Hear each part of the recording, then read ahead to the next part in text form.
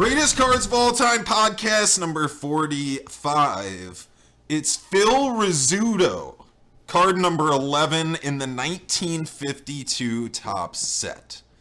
Philip Francis Rizzuto, the Scooter. The Scooter. One of the best defensive shortstops ever. Played on 7 Yankees World Championship teams and the AL MVP in 1950. Yeah, right. Scooter was scooting around base paths everywhere, any which way he could get on base. Talk about being at the right place at the right time, this guy. Oh, right for the jugular to start off with? You're just cutting him off at the knees right away?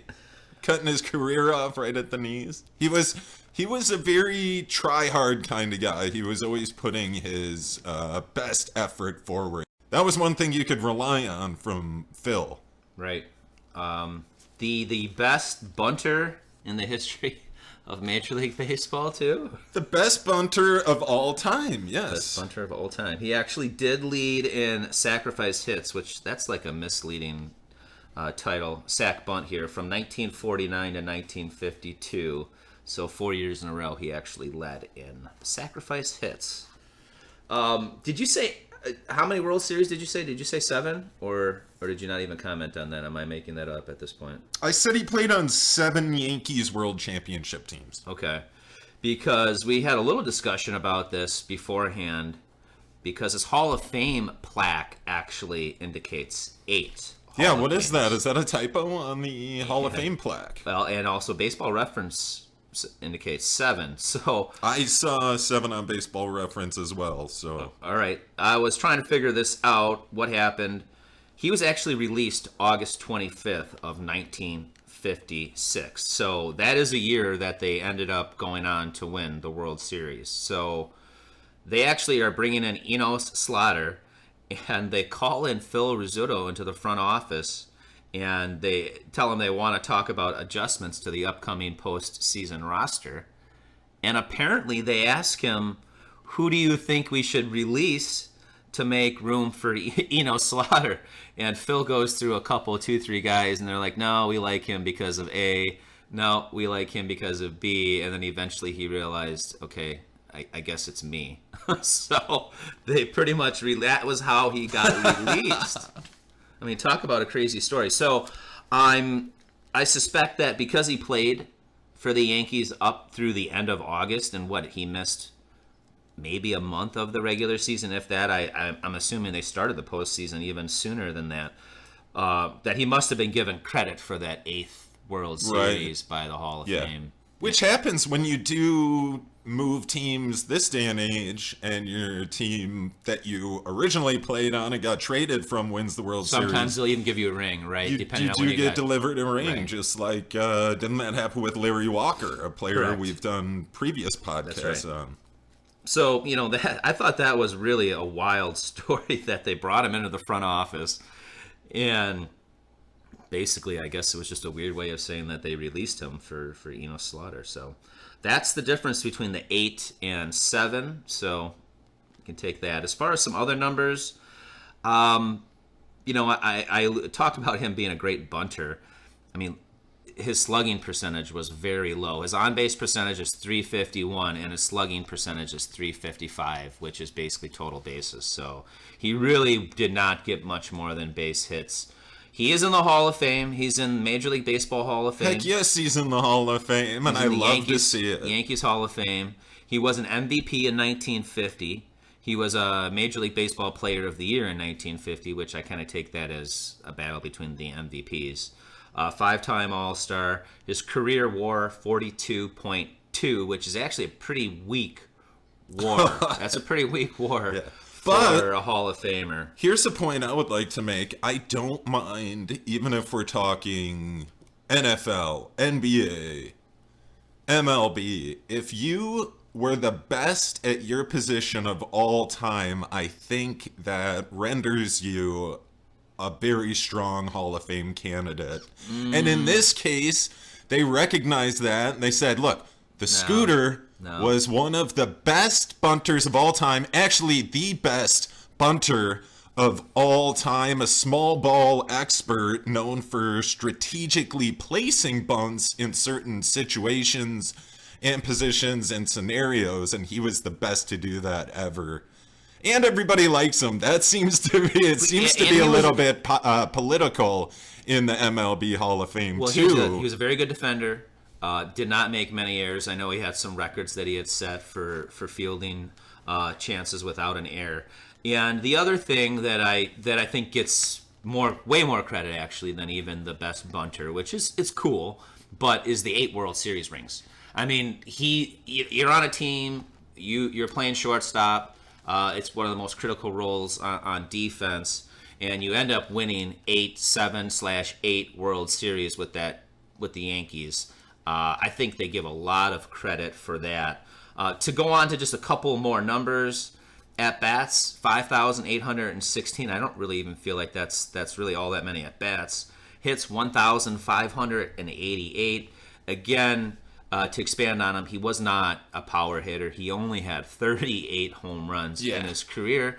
And what I thought was just interesting, even on his plaque, his Hall of Fame plaque, they pretty much acknowledge that his batting average is not that good. He had a career batting average of 273, and the plaque even says a solid batting average of 273. So, he's not the weakest guy in the Hall of Fame. Again, I think you do have to give him a lot of credit for being on 7/8 World Series teams.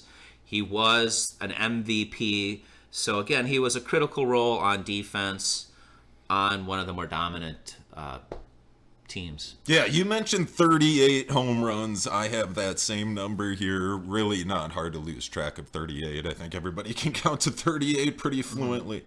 On 5,816 career at-bats. So that's just crazy. I think I might be able to hit more than 38 home runs, getting clean swings out there. 5,816 times. Another thing that I thought was interesting, I mean, this guy ends up playing with Mickey Mantle and Joe DiMaggio for over a decade each. He played on some of the greatest teams of all time. I think 13 years with those guys. So he's obviously going to be associated with those players forever. And again, when you're playing shortstop and you're not making errors, you're doing what you need to do on defense. I think he got a lot of credit for that. And 42.2 WAR is very good. It's very good. The thing is, nowadays, that's not going to get you in the Hall of Fame. I mean, I just don't. But I like when it applies to a player like this. Like, it's okay to not have the greatest numbers in the world, but as long as you specialized in something and you were the best at it, I do appreciate him putting him in the Hall of Fame. That's somebody I want to see when I visit the Hall of Fame. You know what I mean? I could respect a player like that. It's like putting a field goal kicker in. If you're the best kicker of all time, that's saying something. What do you think of this card here? I like, obviously, 52 Topps. We're big fans of 52. This particular card, the surface is actually in pretty good shape, in my opinion. Like the picture of his face, the most important part of the card. It presents well. Looks pretty nice for a 1.5. It's clean for a 1.5 Hall of Famer. It's a little off-centered like a lot of these cards are. The corners are definitely worn. But for a 1.5, it does present well. We were looking at other cards that were available.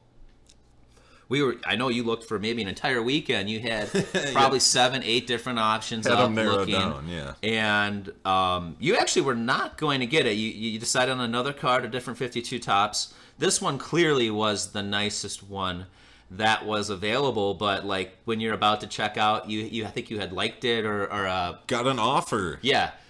Right before I checked out, so I did add that to the cart because the discount was just too much. And like you said, this was the best specimen in that price range. So got a PSA 1.5, number 11 in the set, the Phil Rizzuto. Got the classic Yankees logo stamp there. And just, it kind of, This is a man who didn't, change too much throughout the years. Him as a young man, him as an old man, you could still tell it's Phil Rizzuto the whole time. Well, did we even say he's got a very recognizable face? Did we even say he's 5'6"? I don't even think we commented on his size. I mean, I know we said he was too small to play. Maybe you did, but Picture this guy, 5'6", grew up in Brooklyn playing stickball, wore jersey number 10 for the Yankees, played for the Yankees his entire career. Very interesting story. 150 Very pounds. Cool player. Can you imagine that, going to playing in Major League Baseball as somebody that's 5'6", 100, flying around the base paths? You can still be all different shapes and sizes. Even now, even modern baseball, you can still be fairly small and make it in baseball. That is one unique, very cool aspect about baseball, is that it doesn't really discriminate against size. I just think this card matches him and his career perfectly. You got a big fat Yankees logo on his hat. This is not new school Panini. I see a logo there. Yankees logo. Just kind of a crisp and clean looking presentation on that card. That's what I like. Frames him nicely. He's got a nice smile. Like I said, very recognizable. You could tell it's Phil Rizzuto from 2 miles away. And the man spent 54 years with the New York Yankees organization, and eventually culminating in that Hall of Fame induction in 1994.